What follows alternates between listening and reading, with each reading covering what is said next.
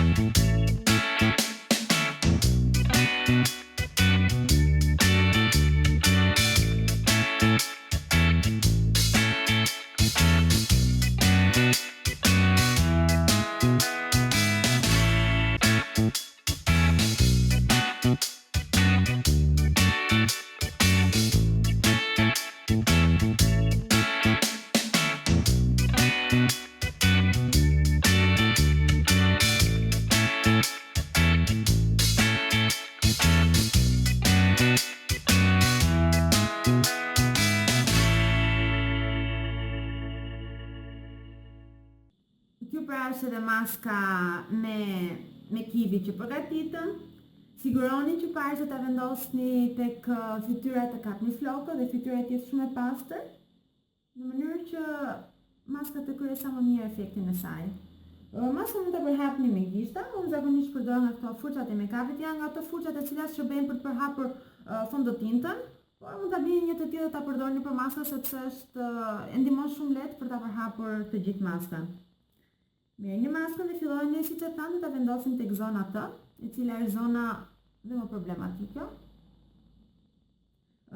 Përbërësit kam vendosur për këto përbërës sepse kivi është shumë i mirë, sepse përmban vitamin C, është edhe një antioksidant shumë i mirë për lëkurën. Gjithashtu kam vendosur të përdor edhe kosin. Kosi, siç e dimë, përmban acidin laktik, i cili do pastrojë në thellësi lëkurën duke eliminuar yndyrën e tepërt, duke reduktuar pikat e zeza, por duke reduktuar edhe poret. Gjithashtu edhe mjalti njihet për vetitë e tij, tashmë është një antibakterial i shkëlqyer, është dhe një hidratues shumë i mirë i fytyrës, por në të njëjtën kohë është dhe një pastrues. Një këshillë nga unë, në çdo maskë mundohuni të përfshini edhe mjaltin, dhe jo mjalt industrial, nga i mjalti i cili blihet i gatshëm nëpër dyqane, sepse nuk ka asnjë efekt, por mundohuni të gjeni një mjalt natyral dhe do të shikoni që do të bëjë me vërtet mrekulli në fytyrën tuaj.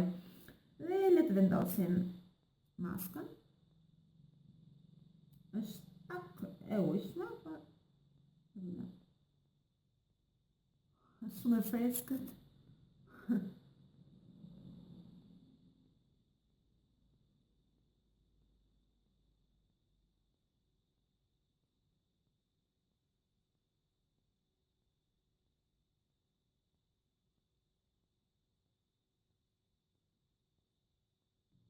Dhe kjo pjesa këtu që mund të keni pore të hapura, mundoni të vendosni sa më shumë, sepse do ta shikoni kur të largoni maskën që poret do të jenë reduktuar shumë.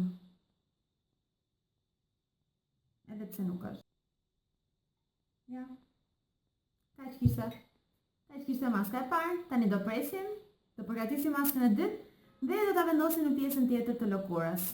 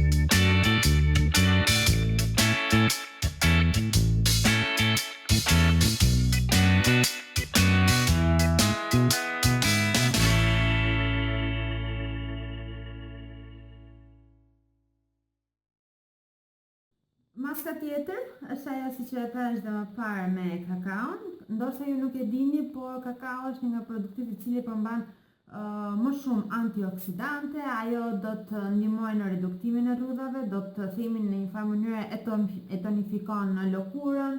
Shpeshherë në ato lëkurat që kanë probleme me ëndjen, kjo ndihmon shumë, shkëlqen lëkurën, e hidraton shumë atë. Dhe përbërësi tjetër që i kam ftuar maskës që është mielli i misit, e kam vendosur për ta bërë pak maskën më kremoze dhe uji i vakët për të mos e bërë maskën shumë të thatë. Unë e përhap me gishta, e kam të vështirë ta përhap me furçe këtë maskë dhe do ta vendosim në pjesën tjetër të lëkurës ku nuk kemi vendosur maskën me kivi. Kjo është një maskë për gjitha tipet e lëkurës. Dhe është shumë mirë, do ta shikojmë edhe bashkë.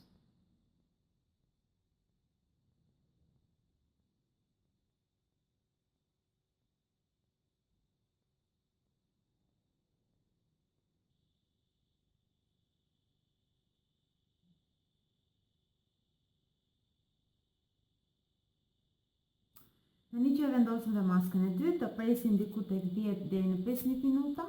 Derisa ta ndjeni që maska është tërë komplet dhe e keni fytyrën të tërhequr, dhe më pas të bëni shpjarjen e fytyrës sigurisht me ujë të vakët, jo me ujë të nxehtë, as me ujë të ftohtë, por me ujë të vakët sepse është uji ideal për shpjarjen e fytyrës pas maskave dhe më pas me ujë të ftohtë për të mbyllur, për të dhënë goditjen përfundimtare poreve për reduktimin e tyre.